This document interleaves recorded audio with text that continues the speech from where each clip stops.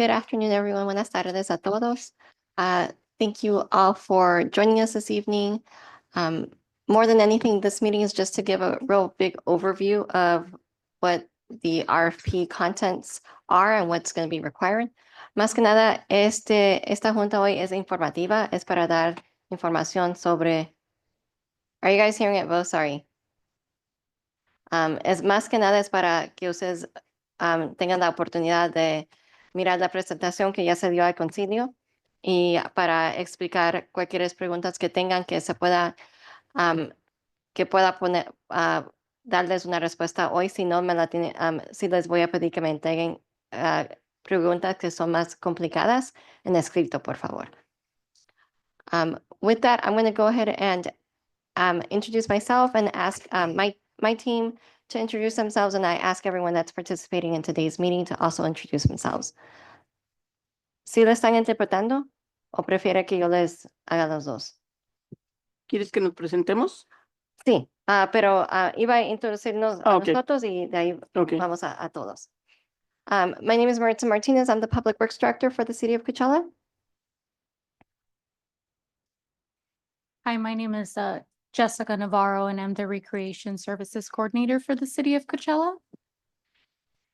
Hello, I'm Vincent Erfano. I'm the Management Analyst for the City of Coachella.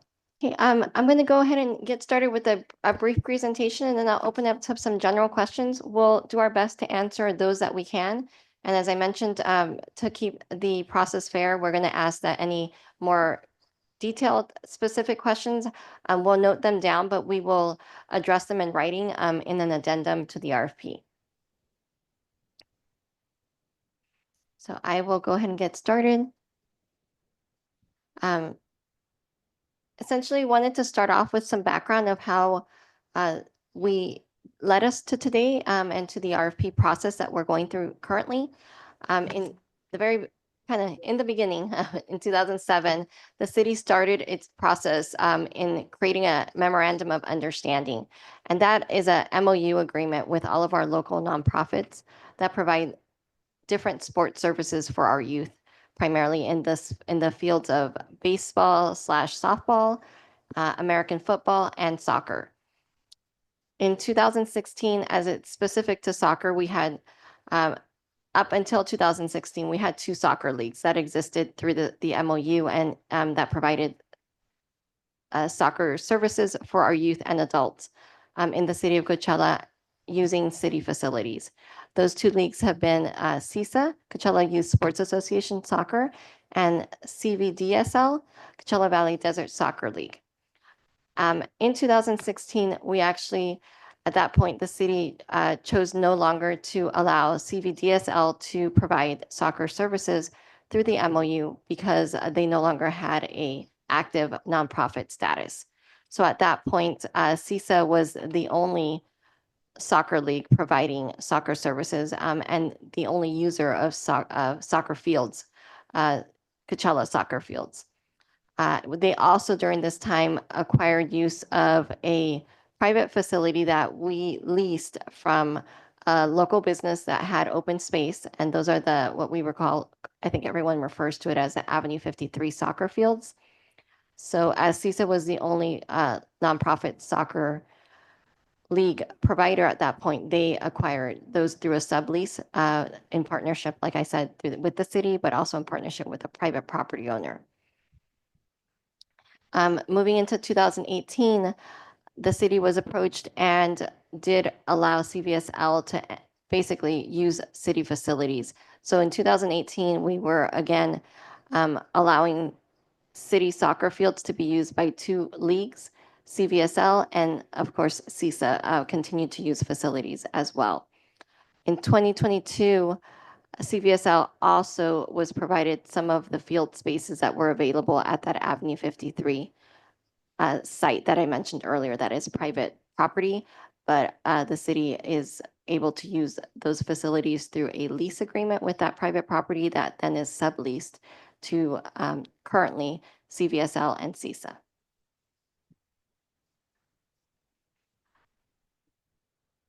Taking that history into some of the conversations that were had last year, we there was some concern about field allocation and some discussion about some of the community field use days.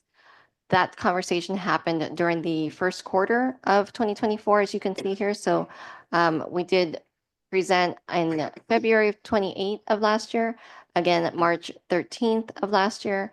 And we had a very well-attended study session in April of last year, where we discussed field allocation, essentially because it has become a challenge to accommodate the requested number of fields being requested by both the current soccer leagues, CVSL and CISA, and being able to accommodate their needs has kind of led us to the conversation of now looking at just having one provider for the soccer sport to prevent the challenges that I think have come before the council numerous times about not having enough fields for each of the two leagues.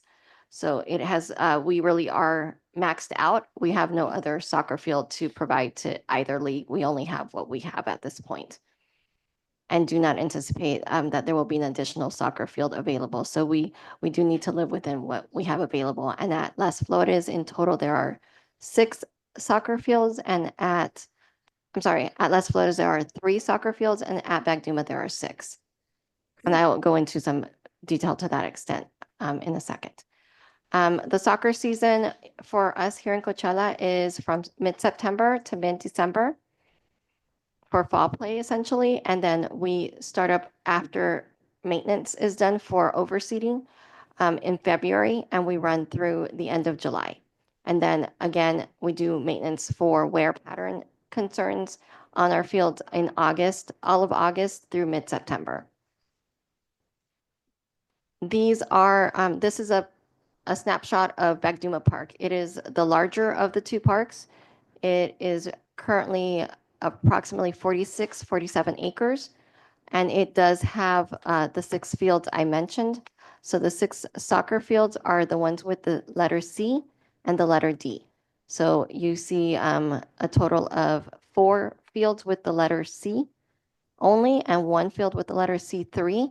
And that is also an American football field / soccer field. It serves both sports, as does the field that is labeled letter D.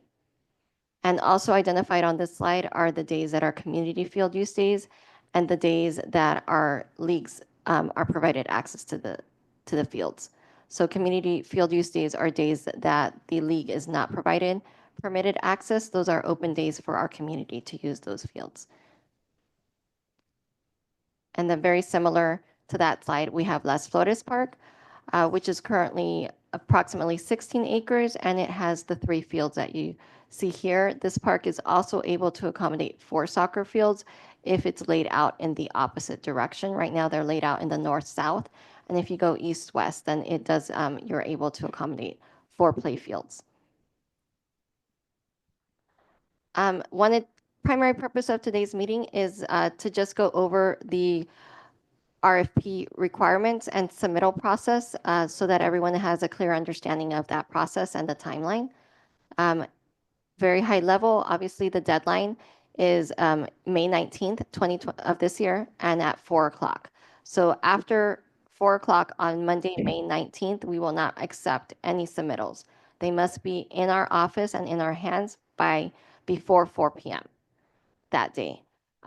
In that submittal, we are requesting a total of 5 printed copies of the submittal and 1 electronic copy on a thumb drive delivered altogether.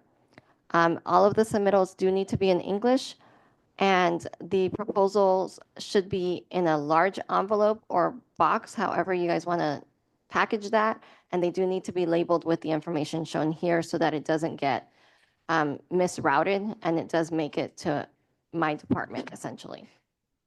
And so we know we received it. The requirements for the RFP responses, and this has been shared a few times, does require that the applicant that is submitting the responder, they must have a active and current nonprofit status at the time of submittal. They must also be identified as a charity by the state of California. They must have published bylaws that provide for the election of their board members and officers.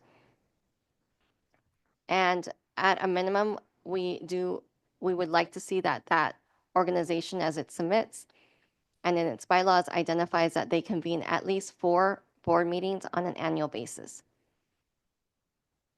We also would like to see and identified in the respondent's packet that their process and their procedures will include that all incorporated members of their organization that touch their service in any way, including their coaches and their game officials, their board members, their volunteers, all have background checks that are only valid for 1 year and then would have to revalidate in the following year.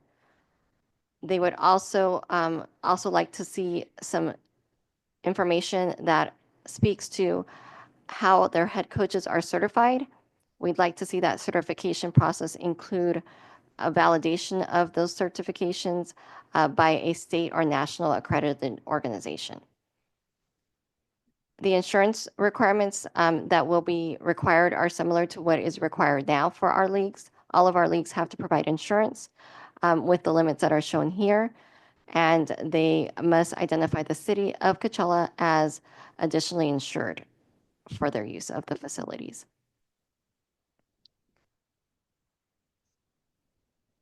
So the prior slide provided some kind of benchmark components that everyone that is responding to this RFP needs to meet in order to meet the baseline requirements. Addition to that, we are also looking for information about your organization and how you are going to provide services.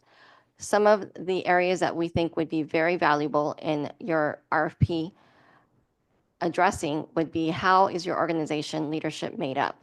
Can you identify your board makeup and your organizational chart structures, like if you have any administrative staff, how your coaches, all of that, basically an organizational chart that identifies how you guys interact to each other.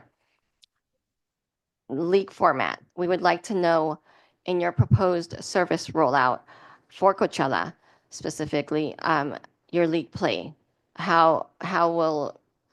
What is your plans for practices, for games? How many games and practices per team per season are you proposing and committing to? Tournament play. If you are also going to have, in addition to recreational league play, if you will also have tournament play, please provide plans for how many tournaments you will have, how many games per your tournament, and when those tournaments will occur. We'd like to know how your registration process will occur. We would like to know dates and deadlines to your registration time of the season, so that it's not just all season. Usually most agencies have a registration period, and we'd like to know when that is. We would like to know details as to how registration will be handled. Will that be in person, online, a blend? Things of that nature are what we're looking for there. We would also like to know the start and end date of each league season and tournament season. Also would like some information about your grievance process and the rules that govern league and tournament play for your organization in the services you're proposing for Coachella. Information that would also speak to the organizational leadership as to your staffing, your coaches, and again, your bylaws. We would also be looking for affirmation that the field use that you're seeking through this RFP process would be only used by your organization and would not be shared or subcontracted to any other organization. Also important to this process is for us to have an understanding about how much your services will cost for our community. We would like to know what are the proposed fees for each season within the season of play. Are there more than one fee that registration entails? We would like to know the breakdown of that fee program, and if there are variations based on age and by tournament play. And we would also like to know the estimated number of players that you anticipate for the first season which we would expect to be starting in the fall. So this fall of 2025. So the scoring based on the packet that is submitted by each respondent is going to be scored in primarily the 4 criteria that you see here. The very largest criteria is the league structure. And the background will be another 20%, and the program fee will be another 20%. And 10% would be any unique league features that you would like to incorporate and highlight in your submittal. Our timeline for this process is currently looking as a closing date, as we mentioned, of May 19th at 4 p.m. The RFP was published on March 6th, giving a little bit more than 2 months, essentially, that this will be out on the market. We do expect that we will be reviewing responses the week that they close, which is the week of May 19th, essentially. And then we will present the council an overview of all the responses on the next council meeting after that, which will be May 28th. On May 28th, we would be looking for council to help us select the panel that will score these responses. And about a week and a half later, we would be looking to have interviews with each of the respondents. Finally, we would come back to council and present to them the scores resulting from those panel interviews on the 25th of June. The selected respondent would be receiving a 1-year term in our MOU for a service provider for essentially for sport play on city facilities with additional 1-year renewal options. They would receive access to the facilities without a fee, and at both McDuma and Las Flores Park, essentially. This does not currently include any snack bar access. It is primarily focused at the facility and the fields. And Vince, can you remind me the closing date for questions?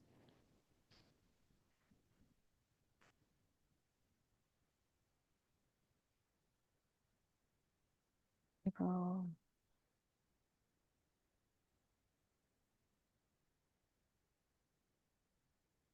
And then just a quick reminder, so we are asking that questions on this RFP process that are not general questions be provided in writing so we can provide a response. And that deadline is April 17th. We do expect to send out probably 2 more addendums. One addendum today is the 1st, probably within a week of today. And then another addendum about a week after that deadline of the 17th. So everyone has plenty of time to provide questions and receive those questions and be able to incorporate those responses into their submittal. And with that, I'm happy to open this up to any questions. And as I mentioned, if you can bear with us, if there is a complex question, I am going to ask you to email that to us, and we'll provide the answer in writing to you in that first addendum. If there are no comments, that is okay.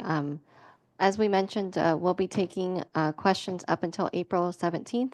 So we do encourage any points of clarification to be emailed to basically, I believe it is my email address, mmartinez@coachella.org. And we will get an addendum out probably within about a week if we have enough questions. If not, we will send out the addendum about a week after the closure of the question period, which is, again, April 17th.